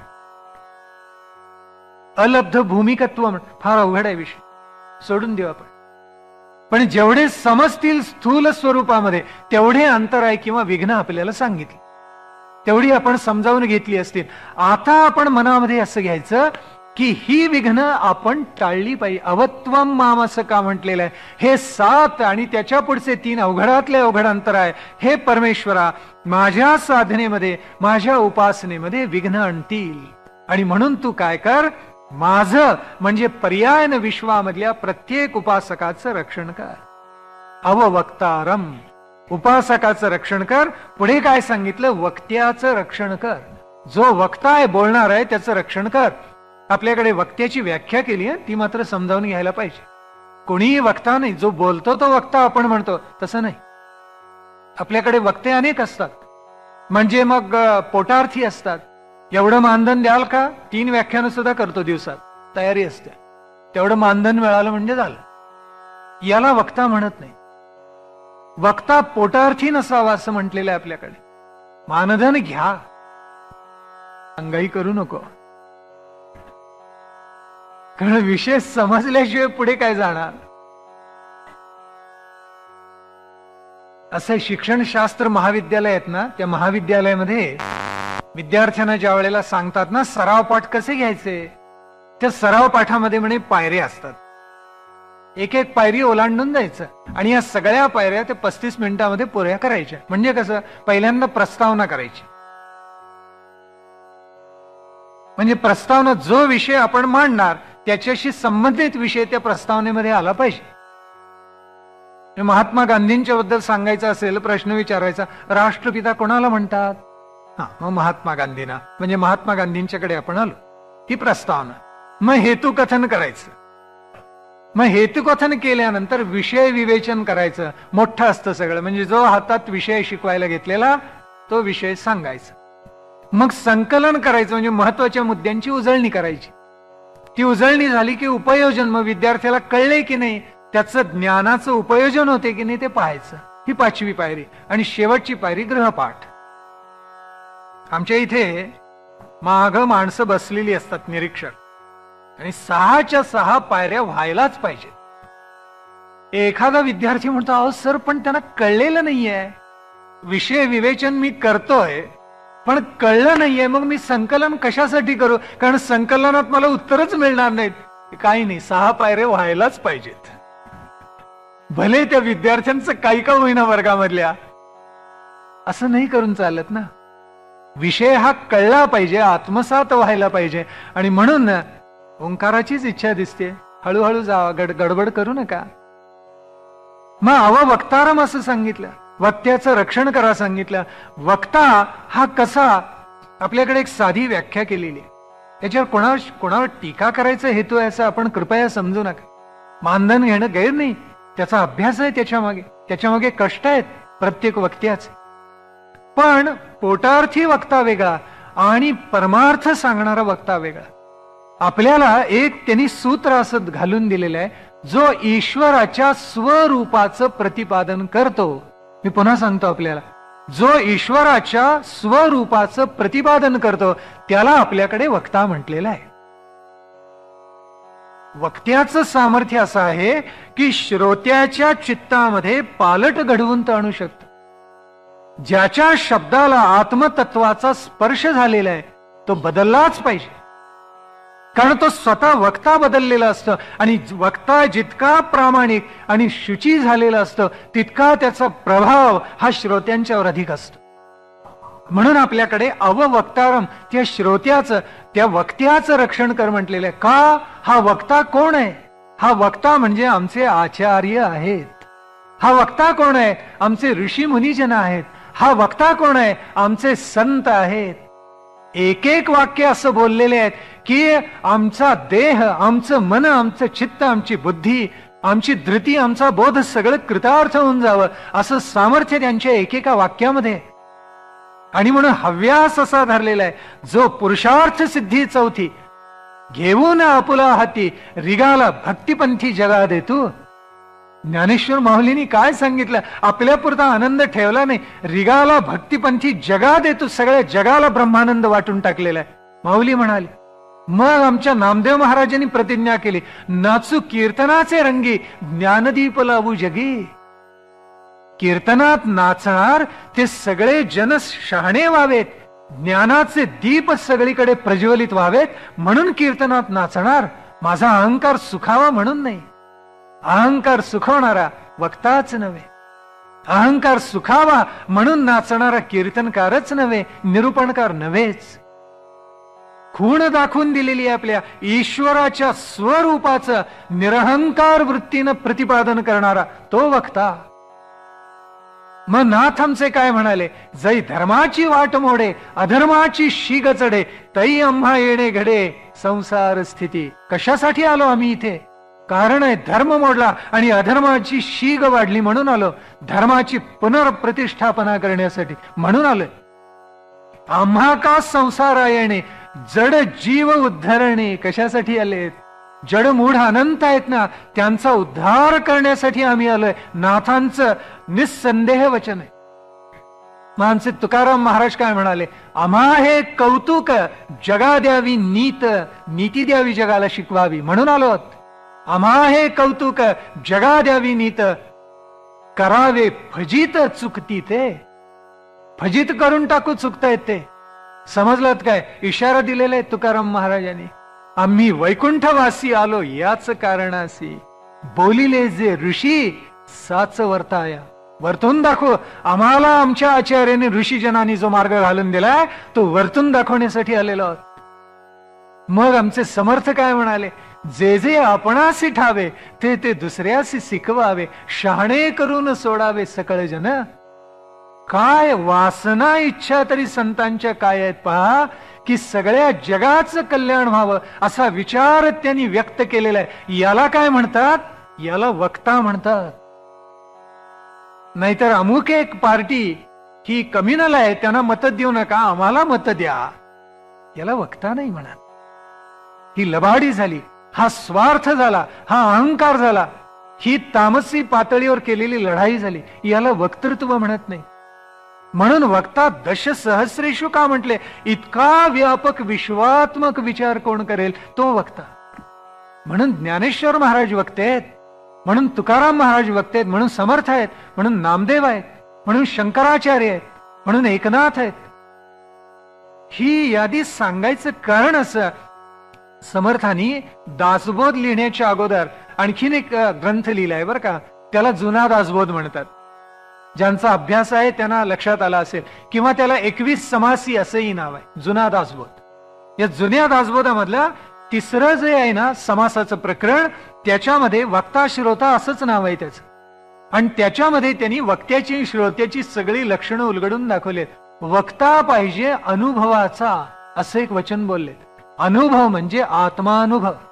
आत्मज्ञानाचा स्पर्श ज्याला झाला, त्याचा अनुभव ज्याला आला, त्याला काय म्हणायचं? त्याला वक्ता म्हणतात, असा अर्थ आहे. म्हणून अशा वक्त्याचं तू रक्षण कर. कारण काय? असा वक्ता जोपर्यंत बोलत असतो तोपर्यंत समाजामधल्या सत्वाची धारणा होत असते, समाजामधलं चांगलं पण टिकत असतं, समाजातला न्याय जागृत राहत असतो, समाजातलं चांगुल पण कधी मरत नाही. आणि म्हणून अशा वक्त्याला हे परमेश्वरा, हे गणेशा, हे ओंकारा, तू त्याचं अवतरण कर, तू त्याला जप, त्याचं रक्षण कर, हे ऋषीजनांनी मागणं मागितलेलं आहे. कारण तिथे विवेकाची सिद्धी आहे असे प्रयोग यांनी केलेला आहे. कुणी? समर्थ रामदासांनी. विवेकाची सिद्धी अशा वक्त्याजवळ असते. आणि म्हणून तो जे बोलतो ना ते लोक कल्याणाचंच बोलतो. बुडते हे जन न देखवे डोळा, कळवळा उगाच का येतो. म्हणून समर्थांनी म्हटलेलं आहे, आपल्या पुरुषार्थ वैभवे अवघ्यासी सुखी करावे, दुःखी करावे हे तो राक्षसी क्रिया. जो दुःख देतो तो राक्षसासारखं वागतो, पण आपल्या पुरुषार्थ वैभवे अवघ्यासी सुखी करावे अशी वासना असावी, अशी इच्छा असावी मनामध्ये. याला वक्ता म्हणतात. म्हणून अववक्तारम, या वक्त्याची तू जपणूक कर. वक्ता कसा असतो सांगू आपल्याला. खऱ्या वक्त्याची आपल्याकडे लक्षणं दिलेत. म्हणजे केवढ्या त्या उंचीला जाऊन पोहोचलेले हे समर्थ मंडळी आहेत. याचा पिता कोण असतो म्हणे? या वक्त्याचा पिता ध्यान आहे किंवा ज्ञान आहे. काय सुंदर वर्णन आहे. ध्यान किंवा ज्ञान हाच याचा पिता. मग याची माता कोण आहे? याची माता म्हणे अहिंसा. याचा भाऊ कोण? याचा भाऊ ब्रह्मचर्य. याची पत्नी कोण? याची पत्नी शांती. याची भगिनी कोण? तर याची भगिनी अनासक्ती. याचा पुत्र कोण? याचा पुत्र विवेक. याची कन्या कोण? याची कन्या क्षमा. असा जो आहे तो वक्ता. आता ही लक्षणं आमच्या सगळ्या आचार्यांना, मुनिजनांना, संतांना लावून पहा, 100% कसोटीला उतरतात की नाही पहा. हे सगळं धारण केलेलं आहे. मग ध्यानही आहे, अनासक्तीही आहे, ब्रह्मचर्यही, अहिंसाही आहे, विवेकही आहे, क्षमाही चित्तामध्ये. हे सगळं धारण केलेलं आहे आणि ज्ञान आणि भक्तीनं परिपूर्ण ओथंबून वाहत आहेत. का शब्द त्यांचे काळजाला जनांच्या जाऊन भिडणार नाही? सांगा, भिडलेच पाहिजे. म्हणून अववक्तारम, अरे या वक्त्याचं रक्षण कर. पुढे जाऊन सांगितलं अवश्रोतारम, जसं वक्त्याचं रक्षण करशील ना तसं श्रोत्याचंही रक्षण कर. श्रोता कसा पाहिजे? श्रोता सावध पाहिजे. श्रवण भक्ती तपश्चर्या म्हटलं ना. गंमत अशी आहे की तास 1.5 तास प्रवचन ऐकणं ही सुद्धा एक तपश्चर्या आहे. एकही जांभई न येऊ देता, मांडी हलवून न देता, 10 वेळेला इकडे तिकडे न होता, एका जागी स्थिर चित्त होऊन. कारण शेवटी आपल्या मनाने आज्ञा द्यायची बैस मुकाट्यानं, आणि मन एकाग्र कर अगोदर आणि ऐक शब्द. मग ही सुद्धा एक साधना आहे. अवश्रोतारम का म्हटलेलं? श्रवण भक्ती केल्या, कारण परमार्थ साधनेचा तो पाया आहे. जिथे बहुश्रुतता नाही तिथे परमार्थाची वाटचाल शक्य नाही. म्हणून सांगितलेलं आहे की श्रवण भक्तीपासून प्रारंभ करा. श्रवणम कीर्तनम विष्णो हो, स्मरणम पादसेवनम, अर्चनम वंदनम, दास्यम सख्यमात्मनिवेदनम. नवविधा भक्ती सांगितली. त्याचा पाया कशाचा आहे? श्रवण भक्तीचा आहे. म्हणून प्रारंभ प्रत्येक संतांनी सुद्धा तिथून केलंय. ध्यानात घ्या. मग आपल्याला त्यांचं वचन डावलतं कसंही. मग नामदेव महाराज असत, तुकाराम असत, कोणीही असत, नाथ असत, सगळ्यांनी पहिल्यांदा श्रवण भक्ती केलेली आहे. वैशिष्ट्य आहे. एखादेच ज्ञानोबा अथपासून इतिपर्यंत सगळं अद्भुतच. बुद्धी सगळी थिटीच व्हावी, बुद्धीच्या सीमारेषा लक्षात याव्या, असा चमत्कार घडला. पण तो एखादाच. सगळ्यांनी श्रवण भक्ती केलेली आहे. श्रवण केलियाचे फळ, क्रिया पालटे तात्काळ. संदेह जातो. संदेह जिथे गेला, कुशंका शंका जिथे त्यागल्या गेल्या, तिथे श्रद्धा दृढावते. आणि ती श्रद्धा दृढावली की माणसाचं आचरणही पालटतं. चित्ते वाची क्रियायामच साधूनाम एकरूपदा, अशी म्हण आहे की नाही संस्कृत भाषेमध्ये. चित्तामध्ये जो विचार आला तोच ओठावर आला. म्हणजे उच्चार तसा, जसा विचार तसा उच्चार, जसा उच्चार तसा आचार. म्हणून चित्ते वाची क्रियायामच साधूनाम एकरूपता. हे केव्हा घडेल? ज्या वेळेला श्रवण भक्ती दृढावेल, संदेह जातील, आशंका शंका कुशंका टाकून देईल मानव. पूर्ण श्रद्धेनं निष्ठेनं त्या ओंकार रूपाला शरण जाईल. त्याचा परिणाम असा होईल, परिणाम क्रिया पालटे तात्काळ. क्रिया पालटून जाईल. सामर्थ्य आहे त्या श्रवण भक्तीमध्ये. समर्थांनी म्हटलेलं आहे की अरे जे बद्ध आहेत ना, बद्धाचे मुमुक्षु होती आणि मुमुक्षुचे साधक होती, साधकाचे सिद्ध होती. म्हटले खरं आहे ते. कारण काय आहे? त्यांच्या चित्तामध्ये उपरती जागते. अनुताप तेथे विरक्ती, भावार्थ तेथे भक्ती, निर्विषय तेथे मुक्ती, स्वानंद तेथे स्वरूप. समर्थांचं वचन आहे. किती गोड बोललेले. सूत्र सगळ्या आयुष्याचं जणू सांगून टाकले एका ओवीमध्ये. काळजावर करून घ्या ओवी. अनुताप तेथे विरक्ती, भावार्थ तेथे भक्ती, निर्विषय तेथे मुक्ती, स्वानंद तेथे स्वरूप. पण अनुताप न हे लेकुराच्या गोष्टी, तेथे व्हावा पोटी अनुताप. अनुताप व्हावा लागतं.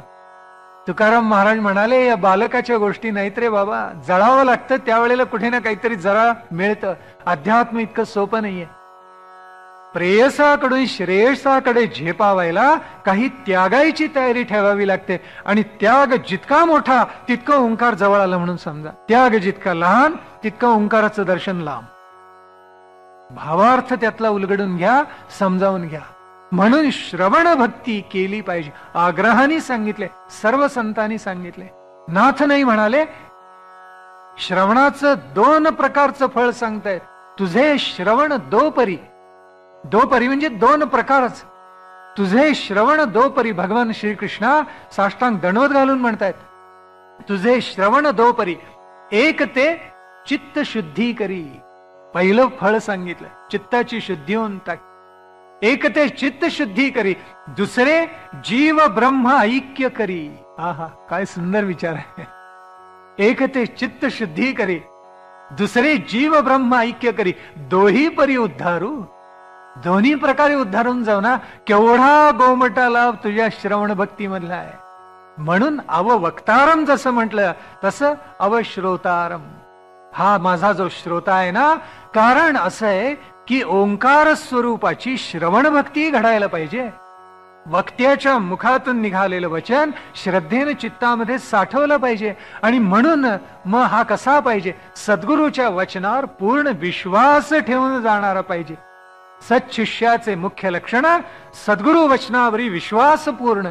तो असेल तर एक पाऊल पुढे टाकता येईल. होईल का होईल का अशा शंका असल्या तर कधी होणार नाही. म्हणून तिथे पूर्ण निष्ठा, पूर्ण श्रद्धा पाहिजे. मग अववक्तारम, अवश्रोतारम, अवदातारम सुद्धा म्हटले.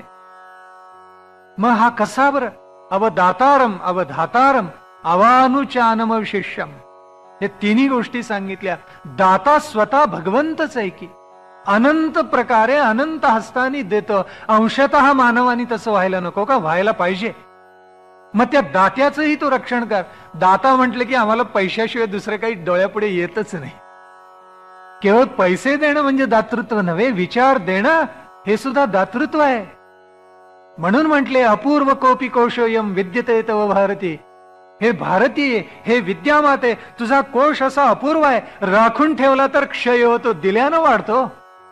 वक्तृत्व म्हणून आहे तेवढ्यासाठी. वाणीचं सामर्थ्य असं आहे, केयूरान विभूषयंती पुरुषम हारान चंद्रोज्ज्वला न स्नानम न विलेपनम न कुसुमम नालंकृत मूर्धजा वाण्येका समलंकरोति पुरुषम या संस्कृता धार्यते क्षीयन्ते खलु भूषणानि सततम वाग्भूषणम भूषणम. हे खरं भूषण. मग केवळ पैसे दिले, अनंत प्रकारे लोकांची सेवा, जलदान हे सुद्धा मोठं दान आहे ना. गुरु नानकांची गोष्ट सांगतात की कुणी एक लक्षाधीश आला तर काय करू, जलदान कर म्हणून सांगितलं. आणि त्यांनी म्हणे पंजाबामध्ये सगळीकडे जल मोफत मिळेल अशी व्यवस्था केली. अनेक पांथस्थ असतात, अनेक यात्रेकरू असतात. ते म्हणाले तुझे पैसे घेऊन मी काय करू, ही माती आहे सगळे. तो रडायला लागला म्हणे भक्त की गुरुदेवा काय करू. त्यावेळी नानकांनी सांगितलं जा सगळे पैसे परत घेऊन जा, यातली एक पै मला नको. आणि काय कर, जलदानाची केंद्र उघड पंजाबमध्ये सगळीकडे. उलगडली त्यांनी आणि सगळ्या पांथस्थांना शीतल जल द्यायची व्यवस्था केली. हे अवदाताराम, असा जो दाता आहे त्याचंही रक्षण कर. अन्नदान करणारा दाता आहे त्याचंही रक्षण कर. औषध देऊन रोग्यांना बरा करणारा वैद्यरूपी दाता आहे त्याचंही रक्षण कर. आमच्यावर वात्सल्याचा वर्षाव करून आम्हाला सन्मार्ग दाखवणारा, क्वचित प्रसंगी कान पकडून या मार्गाने जा असं म्हणणारा सद्गुरु रूपी दाता आहे त्याचंही रक्षण कर.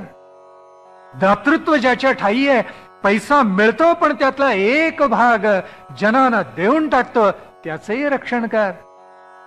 मग विविध प्रकारचे दाते धाते आहेत ना, या सगळ्यांचं रक्षण व्हायला पाहिजे. धाता हा अनंत प्रकारचा असू शकतो, धारण करणारा तो धाता. मग जो धारण करतो, मग काही असेल, फक्त ते सात्विक पाहिजे, कारण तेच आयुष्यामध्ये शेवटी कामाला येतं. हे धारण करणं ऋताधिष्ठित पाहिजे, याच्यावर आपण खूप बोललेलो आहोत. आणि मग वेदांगानी जो अलंकृत झालेला आहे अशा शिष्याचं सुद्धा हे परमेश्वरा, हे ओंकारा तू रक्षण कर अशी प्रार्थना ऋषीजनांनी मुनिजनांनी केलेली आहे. आणि मग सांगितलं की जर विघ्न आली तर ती सगळ्या दिशेमधून येणार, म्हणून परमेश्वरा, हे ओंकारा, हे गजानना आमचं तू रक्षण कर बर का. कसं कर, अवपश्चातात अवपुरस्तात. कशासाठी सांगितलं याचा अर्थ समजावून घेणं फार सुंदर आशय आहे त्याच्यामध्ये. पश्चातात याचा अर्थ असा आहे की पश्चिम दिशा ही कोणाची आपल्याला माहिती आहे, वरुणाची दिशा आहे. वरुण हा नियम करतो, पाश टाकून नाही तर शिक्षा करतो. त्याची जाणीव आमच्या चित्तामध्ये परमेश्वरा सदैव राहू दे, म्हणून अवपश्चात्तात म्हणायचं असतं. दुसरा अर्थ असा की पश्चिम दिशा ही क्षात्र तेजाची दिशा आहे. क्षात्र तेज सत्ता घेऊन येतो आणि माणसाला सत्ता मिळाली की मनुष्य पालटतो, बिघडतो, उन्मत्त होतो, मस्तवाल होत जातो. त्याला बोलावं कसं याचं भान राहत नाही.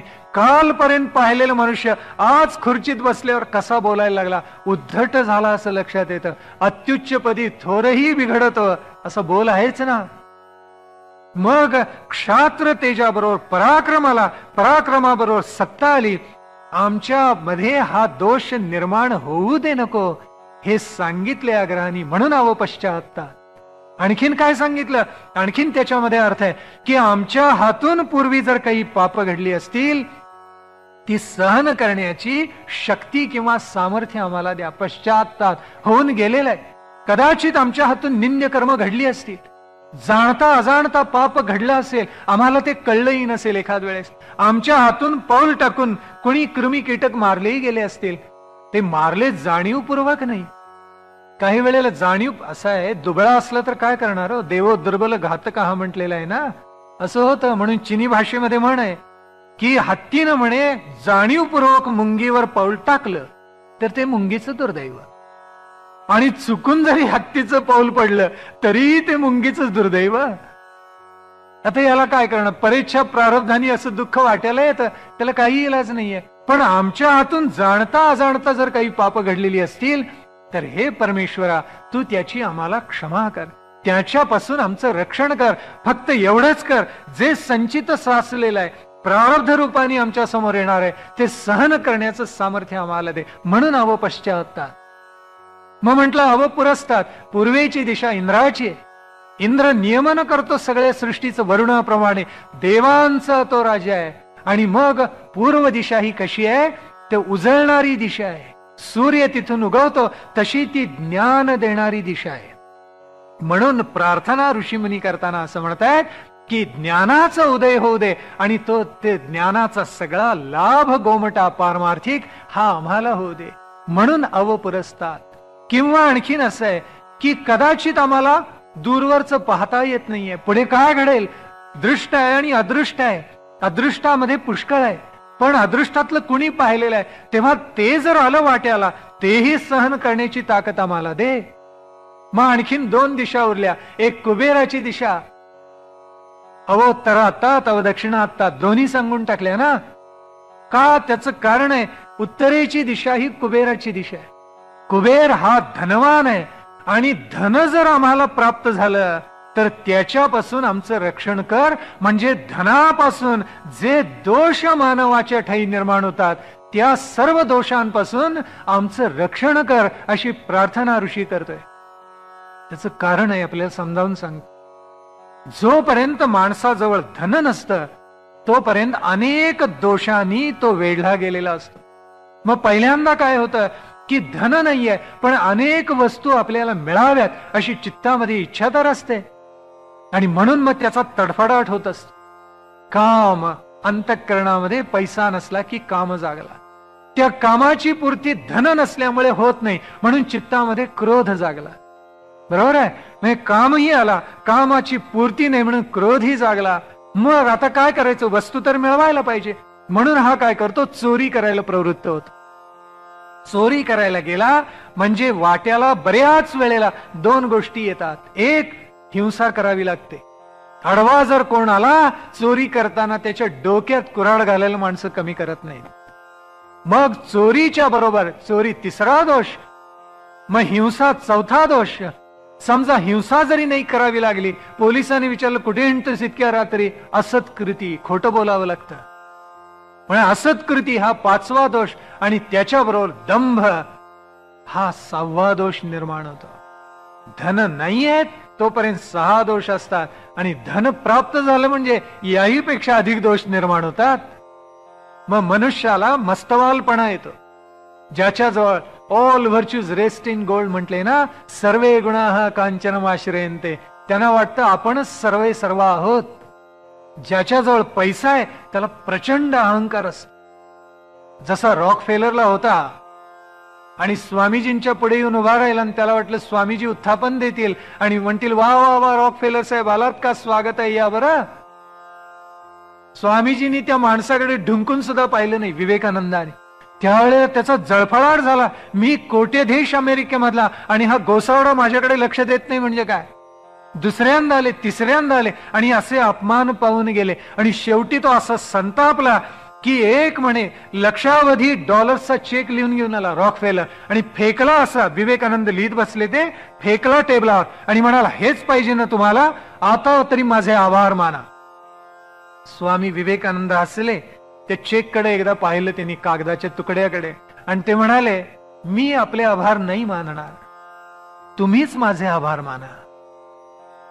आज तुमचा अहंकार फणफणलेला मला दिसतोय, पण अहंकार आता कमी होईल थोडासा, कारण एवढा असतं पण त्याला दातृत्वाची झालर लागते हे आपल्याला कळले काय, थोडं काय का.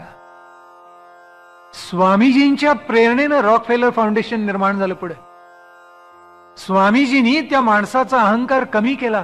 त्याला जाणवलं अरे कोणत्या माणसासमोर आपण उभे आहोत याची जाणीव रॉकफेलरला झाली. ते म्हणाले अरे उलटे तूच माझे आभार मानले पाहिजेस, एवढं धन वेड्यासारखं जे कवटाळून बसलेला होतास हे देण्याची प्रवृत्ती तुझी झाली. धन देण्यासाठी असतं, तुला कळलं नाही. माणसाला अहंकार इतका असतो की माझ्याजवळ इतका पैसा आहे, तितका पैसा आहे, काय कुठे घेऊन जाणार आहात पैसा एवढा. जगायला पैसा आवश्यक आहे, पण एका विशिष्ट टप्प्याकडे माणसाने पैसे मिळवू नये. घाम गाळावून पैसा मिळवावा साधं सूत्र आहे, पण माणसं पाळत नाहीत. मग वाम मार्गाने पैसा मिळवला की 3.5 कोटी रुपये सापडतात घरात कॅश. शक्य आहे का घाम गाळून असा पैसा मिळवणं? ढोंग झालंय, खोटारडेपणा झाला. मग ज्या पैशाचा उपभोग घेता येत नाही ते म्हणे स्विस बँकेमध्ये ठेवायचे. काय समाधान मिळत असेल? ज्या पैशाचा उपभोगच मुळात घेता येत नाही ते स्विस बँकेत ठेवून उपयोग काय? माणसं ठेवतात, हा काय चमत्कार आहे. म्हणून सांगितलं वाईट. मग स्त्रीचं व्यसन आलं, द्यूताचं व्यसन आलं, मद्यपान, मग त्याला तर काय सामाजिक मान्यता आहेच. आज आपल्याकडे जी 5 महापाप सांगितली आहेत त्या प्रत्येकात सुरापान, मद्यपान हे महापाप सांगितले, पण माणसं निर्लज्जपणे त्याचा प्रसार करतात आणि म्हणतात काही त्यात गैर नाही. अरे तुम्ही हे ऋताशी प्रामाणिक आहात, सत्याशी प्रामाणिक नाही तुम्ही. तुमचं याच्यामध्ये अधःपतनच होणार, दुसरं काही होणार नाही. माणसानी जागं व्हायला पाहिजे. म्हणून इथे काय सांगितलं की धनाचे इतके दोष असतात, मग त्याच्या मनामध्ये लोभ होतो, त्याला अनंत व्यसन लागतात आणि या व्यसनातून त्याचं पूर्ण अधःपतन होतं. आणि म्हणून अवोत्तरातात म्हणायचं कारण असं, अरे तिकडून कुबेराची दिशा आहे, धन लाभलं तरी धनाबरोबरचे दोष आमच्या बरोबर यायला नकोत, म्हणून कष्ट करूनच धन आम्हाला मिळू दे, ही प्रार्थना आमच्या पूर्वजांनी केली. मग दक्षिणातात म्हणजे यमाची दिशा आहे, मृत्यू येणार अटळ आहे. काही माणसांना अल्पायुषी असतात, लवकर मृत्यू येतो आणि माणसांना खूप वाईट वाटतं. सांगू आणि ते खरंच आहे, मृत्यू अटळ आहे, पण अल्पायुषी असताना मृत्यू येणं याच्यासारखं दुःखदायक काहीही नाही. पित्याला आपल्या पुत्राचं शव खांद्यावरून वाहून न्यावं लागणं भयानक आहे. अल्पायुषी काही जीव असतात, दुःख होणंही स्वाभाविक आहे. परदुःख शीतळी असते, हे सगळं खरं आहे. आमच्या तत्वज्ञानाने सगळं सांगून ठेवलेलं आहे, बोललेलंही आहे. आमचे अनंत तत्वज्ञ बोललेले आहेत या संदर्भामध्ये. पण एवढाच विवेक करावा की शेवटी मृत्यू हा मृत्यू कोणत्याही पद्धतीनं गणित मांडा, शेवटी त्याचा ताळा एकच असतो ना. म्हणून असो ऐसे सकलही गेले, एकच राहिले. कोण राहिले? ज्यांना आत्मज्ञान झालं, ब्रह्मज्ञान राहिलं, तेच या भूतलावर खऱ्या अर्थानं राहिले. देह पडला तरी त्यांचं ब्रह्मज्ञान मागे राहिलं. म्हणून दुःख करावं नाही असं नाही, पण दुःख दर्शवू नये. दुःख गिळावं, दुःख पचवणं ही सुद्धा एक फार मोठी साधना आहे. आणि म्हणून शमदमादी संपत्ती जी सांगितली त्याच्यामध्ये तितिक्षा सांगितली आपल्याला, आणि त्यात म्हटलेलं आहे की चिंता विलाप रहितम सहनम सर्व दुःखानाम अप्रतिकार पूर्वकम. सर्व दुःख कशी सहन करायची, प्रतिकार न करता गिळून टाकायची. सहनम सर्व दुःखानाम अप्रतिकारपूर्वकम चिंता विलापरहितम सा तितिक्षा निगद्यते. ती तितिक्षा आहे. चिंता करायची नाही आणि विलाप करायचा नाही. माणसं रडणार स्वाभाविक आहे. अल्पायुषी जर कोणी झालं तर आपल्याही डोळ्यात नकळत पाणी येतं. अरे फार वाईट झालं, हे वाटणं स्वाभाविक आहे. पण तिथेही मानवानी विवेकच करावा. त्याला दुसरा काही पर्याय नाही, दुसरा मार्ग नाही. जोपर्यंत मृताला संजीवन करण्याचं औषध आपल्याला सापडलेलं नाही तोपर्यंत विवेक हेच एकमेव औषध आहे असं समजावं आणि त्याच्यावर मात करून माणसांनी पुढे जायला शिकावं. हा त्यातला भावार्थ. म्हणून जे ब्रह्मज्ञानी झाले तेच केवळ अमर आहेत, कारण त्यांचं ज्ञान आणि तत्वज्ञान मागे राहिलेलं आहे. म्हणून आचार्यांना आणि संतांना वंदन आहे. आणि म्हणून सांगितलं अवचोर्ध्वातात अवाधरातात. का सांगितलं?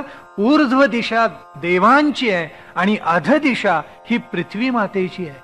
म्हणून देवांचे जेवढे सद्गुण आहेत तेवढे आपण सगळे घ्यावेत हा भावार्थ आहे. जेवढे आपल्याला ते सद्गुण घेता येतील. प्रत्येक देवाचे एक लक्षणीय वैशिष्ट्य आहे.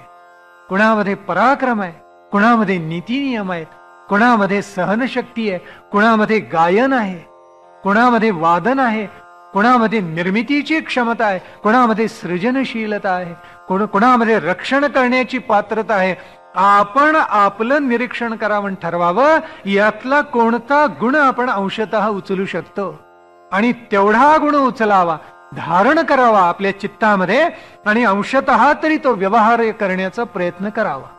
आपल्या लक्षात आलं असेल हे करावं प्रत्येक माणसाने. म्हणून अवचोर्ध्वातात अवाधरातात. का सांगितलं? पृथ्वी ही क्षमाशील आहे.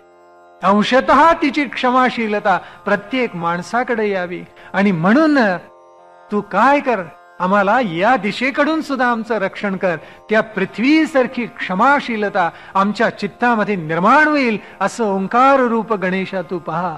वक्त्याचं रक्षण कर, श्रोत्याचं रक्षण कर, ज्यांनी वेदांग पचवलेली आहेत त्या शिष्याचं रक्षण कर, सर्वांचं रक्षण कर, सर्व दिशातून येणाऱ्या संकटांचं रक्षण कर.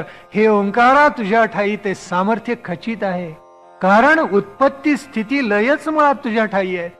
मग कोणताही चमत्कार तू करू शकशील. म्हणून या सर्व विघ्नांच्या पासून आमचं रक्षण कर. पुढे म्हटलेलं आहे ना, महापापात प्रमुच्यते महाविघ्नात प्रमुच्यते. का म्हटलं?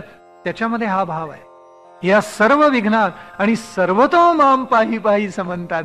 सर्व दिशाकडून कुठूनही विघ्न येऊ देत, कुणापासूनही विघ्न येऊ देत, मला तू सामर्थ्य असं दे की आमचं चित्त दृढावलेलं असेल, आमची निष्ठा आमची श्रद्धा परिपूर्ण असेल. आणि ती जर श्रद्धा आणि निष्ठा परिपूर्ण असेल आमचं चित्त विचलित होणार नाही. आमचा मार्ग हा प्रकाशाचाच मार्ग असेल. त्या मार्गानेच हे परमेश्वरा, हे भगवंता आम्हाला जाऊ दे, ही प्रार्थना आमच्या पूर्वजांनी केलेली आहे. म्हणून माणसं कशी असतात? कोणी माणसं तिमिरातून तिमिराकडे जाणारी, कोणी तिमिराकडून प्रकाशाकडे जाणारी, काही प्रकाशाकडून तिमिराकडे जाणारी आणि सर्वोत्तम म्हणजे प्रकाशातून आणखी मोठ्या प्रकाशाकडे जाणारी. आपण प्रकाशाकडून प्रकाशाकडे जाणारं व्हावं, कारण त्यातच इहलोकी आणि परलोकी सर्व कल्याण साठवलेलं आहे. अशी दृढ श्रद्धा, अशी निष्ठा आपल्या चित्तामध्ये आपण धारण करावी, अशी प्रार्थना या गजाननाच्या साक्षीनं, ओंकाराच्या साक्षीनं आपल्याला करतो. आपल्याला लक्षात आलं असेल की मी आज फार दृष्टांत दिले नाही, ठरवलं तर बघूया श्रवण भक्ती सुसह्य होते का. अगदीच कंटाळा आलेला दिसला समोर तर मग एखादा दृष्टांत सांगावा. पण तत्वज्ञानच सुद्धा आपण समजावून घेतलं तर काही फारसं अवघड नाही. आपल्या लक्षात आलं असेल दृष्टांत एखादा मोठा मला सांगता आला असता, पण त्याचं प्रयोजनच नाहीये. आपण लक्षपूर्वक ऐकलं, उद्या नक्की सांगणार आहे, काळजी नका करा. पण लक्ष देऊन ऐकलं तर तत्वज्ञान सोपं होत जातं, असा त्याचा भावार्थ.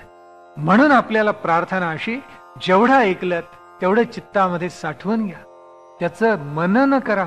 मनन हे श्रवणा इतकं किंबहुना काकणभर सरस आहे, कारण त्याच्याशिवाय ऐकलेलं चित्तात ठरत नाही.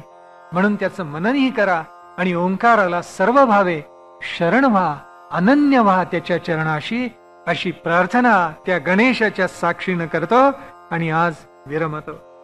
मंगलमूर्ती मोरया. परमेश